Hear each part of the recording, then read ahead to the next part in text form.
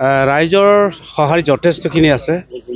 আজি আমাৰ কংগ্ৰেছ দলৰ লগতে আমাৰ মিত্ৰজোঁটৰ আজি 4খন গাঁও পঞ্চায়তৰ আমাৰ ৰেলী আছে। সেই ৰেলীত হাজাৰতকৈ অধিক আমাৰ বাইক ৰেলী ইয়াত আমাৰ লগত সহযোগ কৰিছে।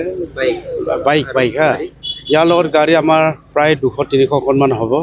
আৰু টোটেল আমাৰ আজি তাৰমানে আমাৰ লগত সহযোগ কৰা অংশগ্ৰহণ কৰা প্ৰায় 10,000মান মানুহ আহিব।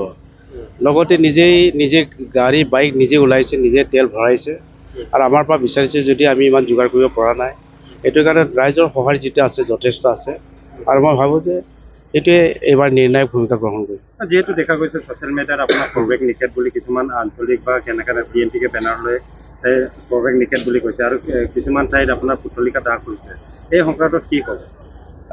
আচলতে ৰাইজে আমাক ৱেলকাম জনাইছে, আমাক আদৰণি জনাইছে আৰু ইলেকশ্যনৰ নিৰ্বাচনৰ টাইমত কিছুমান ব্যক্তিয়ে কিবা এটা স্বাৰ্থত আৰু বিৰোধী পাৰ্টিক তাৰমানে এইটো কিবা প্ৰৱেশ নিষেধটো কৰে, কিন্তু ৰাইজহে মেইন।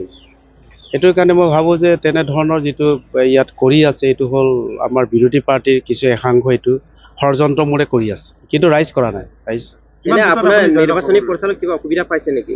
তো অসুবিধাটো বহুত পাইছে। আমি ৰাইজৰ কাষলৈকে যিমান ৰাইজে মাতিছে কিন্তু বাধা দি আছে আৰু বহুতো তাৰমানে আমাৰ নিৰ্বাচনী কাৰ্যালয় ভাঙি পেলাইছে আৰু এতিয়ালৈকে প্ৰায় 10জনৰ মানুহক লাঠি টুকুনেৰে আৰু মিড দায়েৰে কাটি মেডিকেলাইজ কৰাইছে।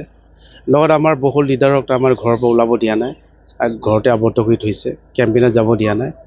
আৰু ইয়াৰ লগত আমাৰ যিটো এতিয়া কিমান ব্যৱধানত জিকিব বুলি যদি কয়, আমি যিটো ৰাইজৰ সঁহাৰি আৰু যিটো চাইছোঁ মানে ইয়াত আগবাঢ়ি আহিছে যিমান, সেই ফালৰ পৰা যদি হিচাপ কৰোঁ তেনেহ'লে 40-45 হাজাৰ ভোটত ব্যৱধানত জিকিবলগীয়া হ'ব।